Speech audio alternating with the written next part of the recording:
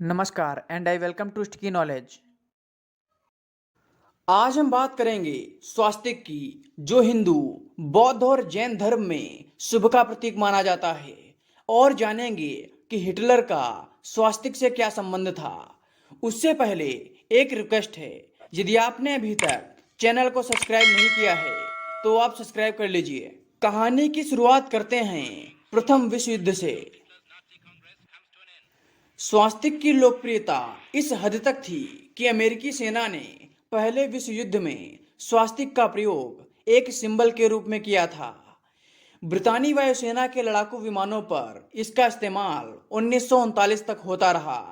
यही नहीं, कई अमेरिकी कंपनियों ने स्वास्तिक का प्रयोग एक सिंबल के रूप में किया, जिसमें कोको कोला प्रमुख थी। लेकिन 1930 तक इसकी लोकप्रियता में उस वक्त एक ठहराव आ गया जब जर्मनी की सत्ता में नाजियों का उदय हुआ।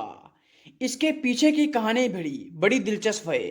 कहा जाता है कि 19वीं सदी में कुछ जर्मन विद्वान भारतीय साहित्य का अध्ययन कर रहे थे।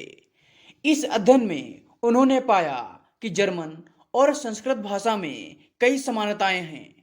इसके तहत यह निष्कर्ष निकाला गया कि जर्मन और भारतीय लोगों के पूर्वज एक ही थे, और वो थे आर्यन। इस बीच कई थ्योरी और निकलकर सामने आई, जिनमें कहा गया कि पुर्तगाल और स्पेन के बीच अटलांटिस नाम का एक उन्नत शहर था, जिस पर आर्यन निवास करते थे। प्राकृतिक आपदाओं के कारण यह शहर समुद्र में डूब गया, जिसके कारण यहाँ के लोग भारत, तिब्बत और जर्मनी की ओर पलायन कर गए। हालांकि इस थ्योरी में कितनी सच्चाई है, ये कहना बड़ा मुश्किल है। कहा जाता है कि द्वितीय विश्व युद्ध से पहले हिटलर ने अपने कुछ शोधकर्ताओं को आर्यंस की खोज के लिए तिब्बत और भारत के कुछ क्षेत्रों में भेजा था। लेकिन इसके तुरंत बाद द्वितीय विश्व युद्ध शुरू हो गया, जिसके परिणाम स्वरूप इस शोध का रिजल्ट सामने नहीं आ सका। हिटलर अपने आप को आर्यंस मानता था, जिस वजह से उसने स्वास्तिक के इस सिंबल को आतंक का सिंबल बना दिया। वैसे अगर देखा जाए तो स्वास्तिक और हिटलर के स्वास्तिक में काफी डिफरेंस लगता है। देखते ही देखते नाजियों के लाल झंडे में इसने अपनी जगह बना ली, और 20वीं सदी के अंत तक इसे नफरत की नज़र से देखा जाने लगा। नाजियों द्वारा कराए गए यहूदियों के नरसंहार की वजह से यह सिंबल भय और दमन का प्रतीक बन गया।